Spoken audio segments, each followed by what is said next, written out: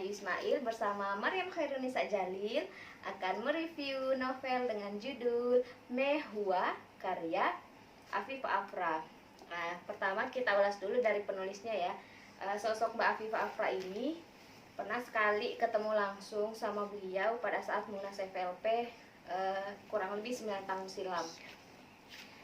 Dan bagi saya novel ini novel sejarah, lagi-lagi novel sejarah.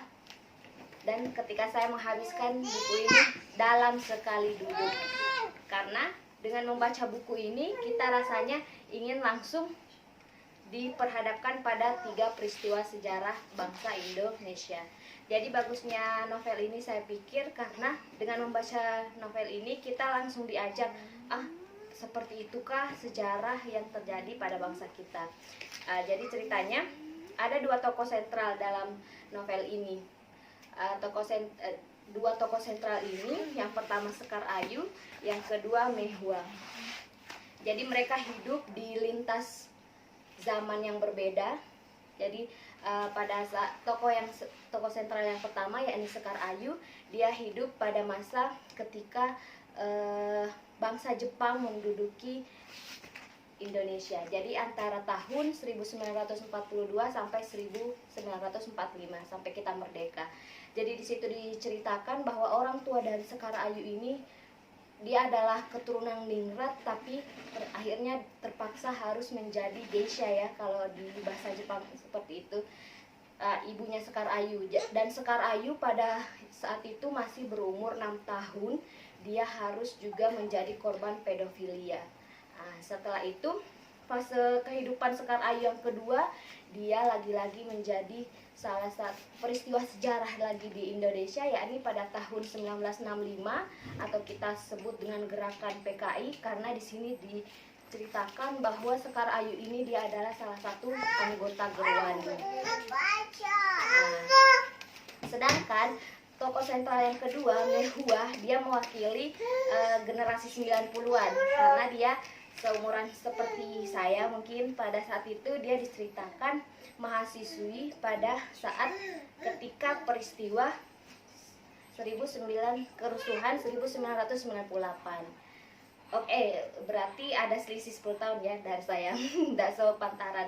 Tapi menariknya di sini dikupas bahwa Mehua ini punya hubungan dengan si Sekar Ayu ini. Jadi kita rasanya membaca novel ini berasa dibolak-balik karena memang alurnya menceritakan Sekar Ayunya, terus tiba-tiba juga menceritakan Mehua.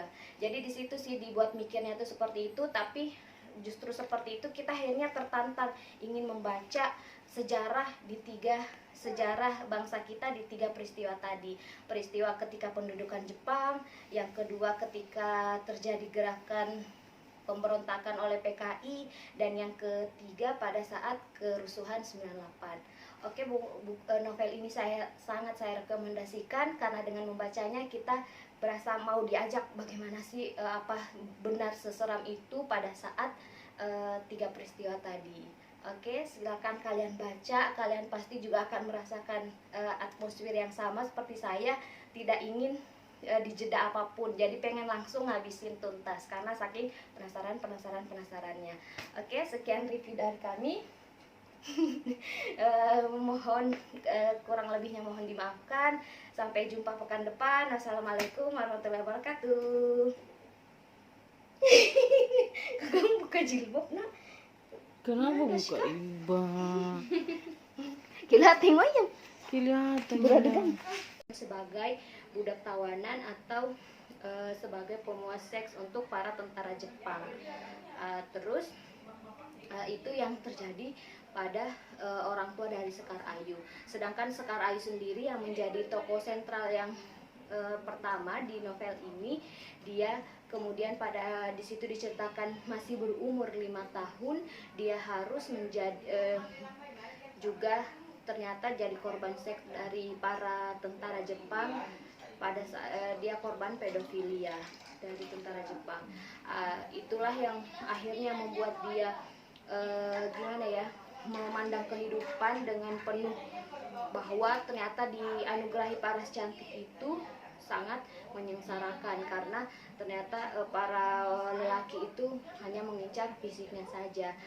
Kehidupan Sekar Ayu berlanjut sehingga dia menikah dengan putra kiai.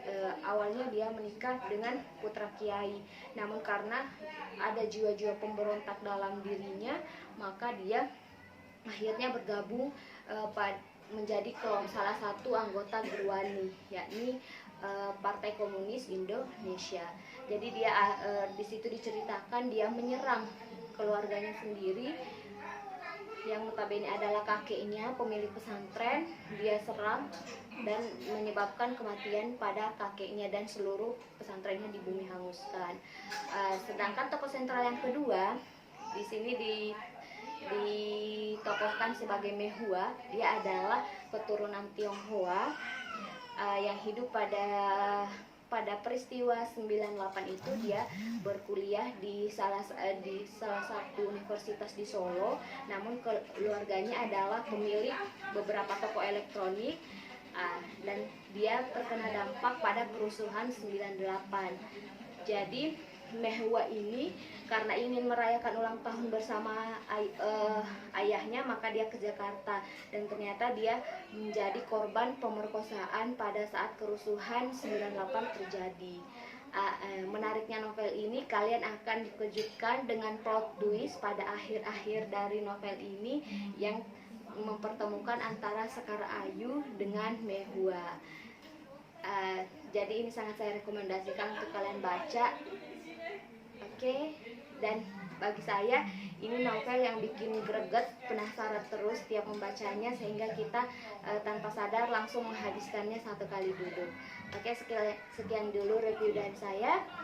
Kurang lebihnya mohon dimaafkan. Sampai jumpa pekan depan insya Allah. Wassalamualaikum warahmatullahi wabarakatuh.